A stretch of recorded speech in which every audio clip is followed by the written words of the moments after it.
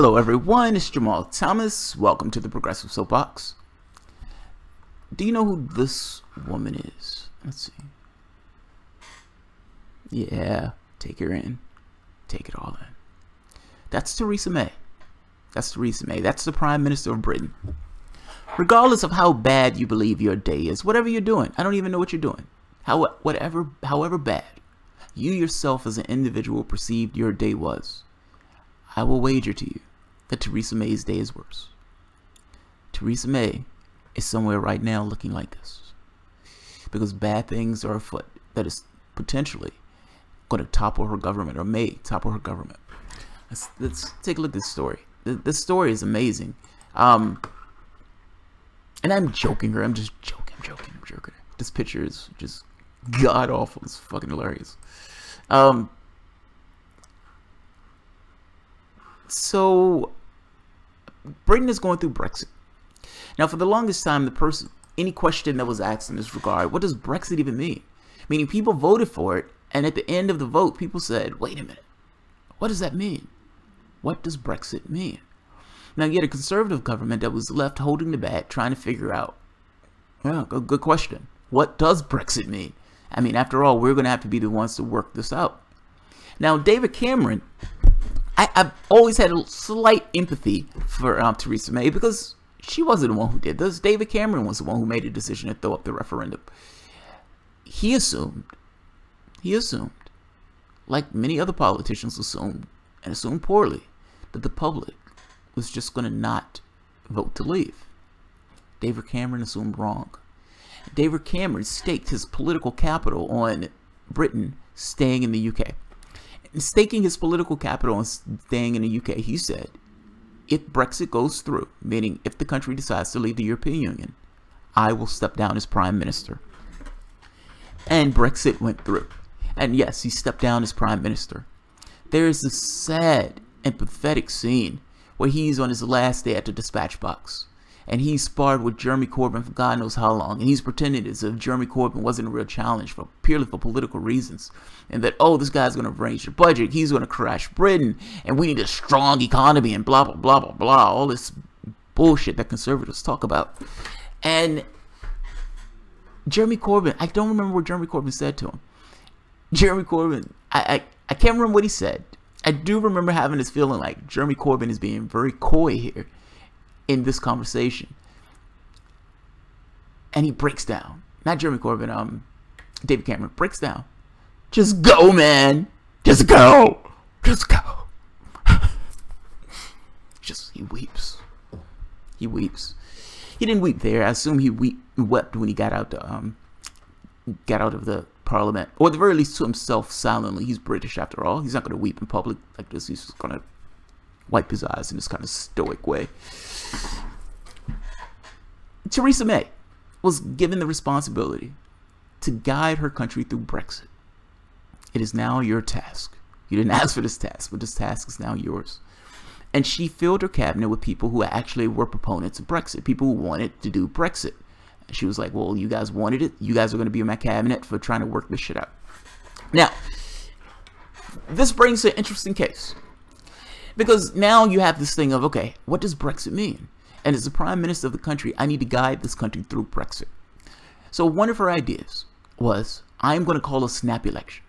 I don't think Labour is sufficient to do anything, and I can beat the stuffing out of Labour. This will be the war to end Labour. This will be the war to end Labour. And once Labour is out of the way, we can go on with our Brexit negotiations with a stronger pimp hand. That was her thought.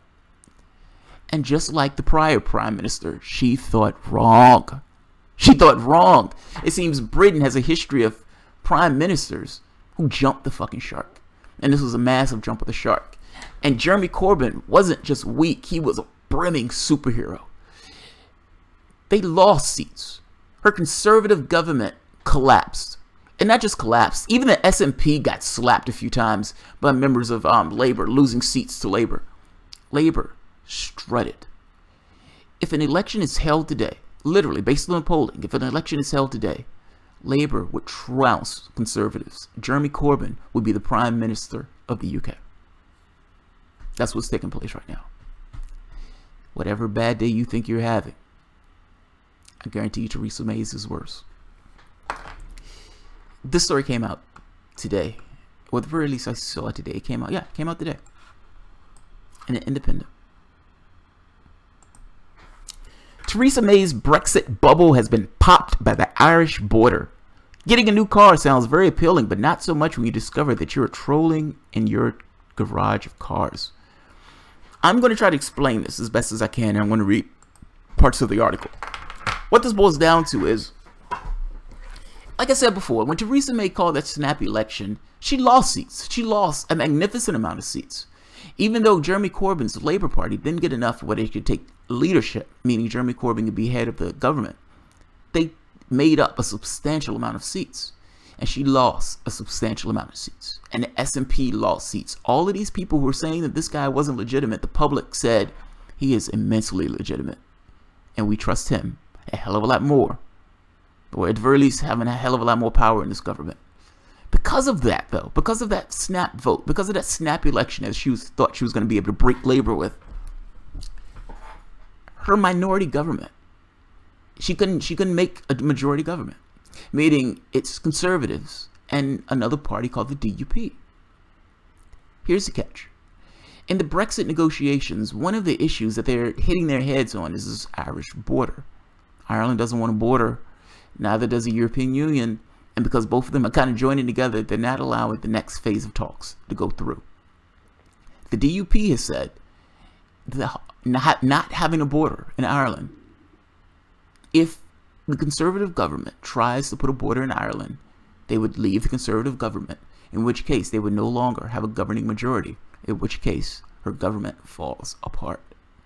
That is a hard border for the DUP, or at the very least, that is a hard line for them. We're not going to allow you to put a border in Ireland. All of this stops. All of this stops if you try to proceed with this. How do you square that circle if you're the Prime Minister? Your country said you need to leave the European Union. And now you have this faction of your party, this bare minimum governing majority that is bound to collapse if you actually try to go through with the planned negotiate or with the planned Brexit that you've come up with. Let's take a look at the article. Make sure I did it justice. T.S. Eliot wrote, "Between the idea and the reality falls the shadow." That is breathtaking. I love that. Nestled amongst those carefully crafted words is a reflection about Brexit, which currently lurches deep in shadow.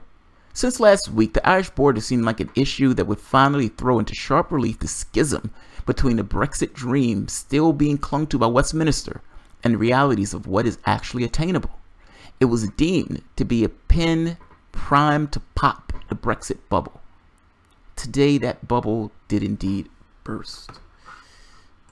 Let's go into the story. Let's see. There we are.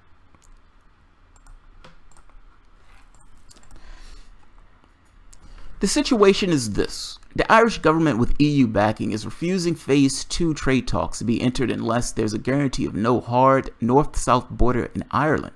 With the UK's unfathomable determination to leave the customs union, given the guarantee would result in a hard border between NI and the rest of the UK.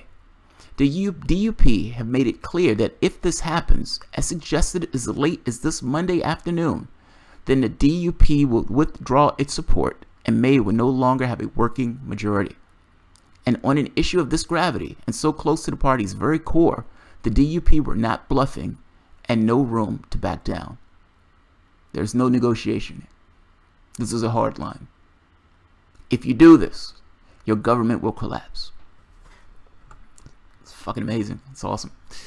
This is how serious the situation is.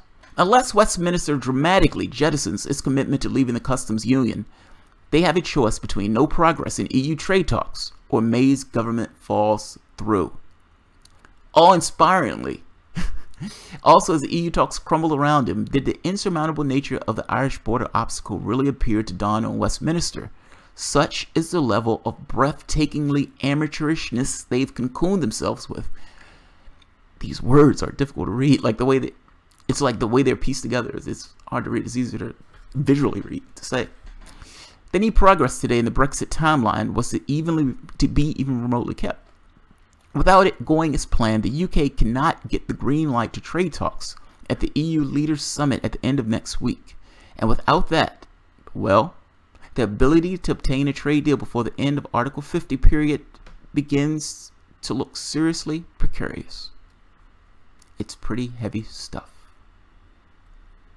Simply, the only way to obey the Irish and the EU demand of no hard border on the island of Ireland is for Northern Ireland to remain in the EU customs union. The only way for May to keep her majority in Parliament is to make sure Northern Ireland does not leave the European Union on different terms than the rest of the UK. So therefore, the only way to progress the EU trade talks and not simultaneously collapse her government is for the entire UK to stay in the customs union. It is that simple, and there are no other options. Wow. I'm going to put the article at the bottom. That is brutal. That is brutal. Let's keep an eye on it. I followed the story.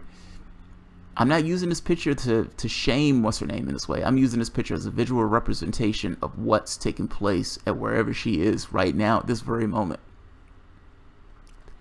I would imagine it is not pretty. I would imagine it is not pretty. So yeah, the British government may collapse. Stay tuned. And by understand what I mean when I say government. I don't mean all of Britain just falls apart. I just mean their governing majority. They're not like us. They're a parliamentary system. They have factions. They have multiple parties in this way. These parties work together in order to create majorities, providing that the governing party itself doesn't have enough seats. So say for the moment the Conservative government had enough seats in Parliament. Well, then they would be the majority party. The other parties would kind of focus around them as opposition and everything else. In this case, when she threw her snap election, she lost her governing majority, forcing Theresa May and the Conservatives to align themselves with DUP. Because of that bad choice of calling a snap election, she misunderstood the strength of Jeremy Corbyn. Because of that, the DUP now, she's an ally with, will walk if she tries to proceed with the negotiations the way that she intended to proceed with the negotiations. This is fascinating. This is awesome. Like, I love this because this puts into question, like, this is all those political things. It's like, okay, I need to call a snap election because I need a stronger hand with Brexit. I'll take the risk. I'm going to take the risk and call a snap election. And you fail in that risk. And now that you failed in that risk, because of the prior decision, you're now put in the situation of a smaller decision space. Now, this decision space means, how do I proceed in a way that gets me what I promised the country I was going to give, while at the same token maintaining my government? Stay tuned. Stay tuned. All right, guys, if you enjoy the content, feel free to share, like, subscribe, and of course, you can always support the Patreon. Thanks, guys.